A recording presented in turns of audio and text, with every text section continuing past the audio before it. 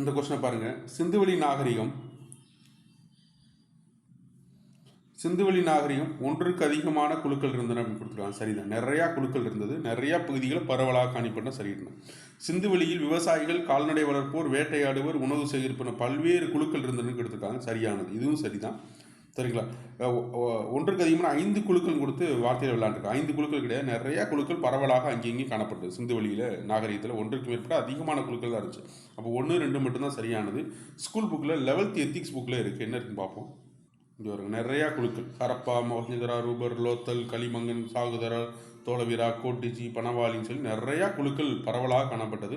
சில பரவி இருந்த நிறையா இடங்களில் காணப்பட்டது. அதை தவிர்த்து இன்னொரு ஆன்சர் பார்ப்போம். பாருங்கள், அதை தவிர்த்து விவசாயம் முதன்மை தொழிலாக இருந்தது. அதுக்கடுத்து வீட்டு விலங்குகள், கால்நடை வளர்ப்பு முக்கியத்துவம் பெற்றிருந்தது. வேட்டையாடுதலும் பொழுதுபோக்கிற்கான வாழ்க்கை தேவைக்காகவும் வேட்டையாட ஈடுபட்டனர். தெரியல, இதெல்லாம் டைரெக்டாக அப்படியே ஸ்கூல் புக்கில் இருக்கிற தகவலை தான் உங்களுக்கு கொஸ்டினாக கேட்டிருக்காங்க. 11th ethics.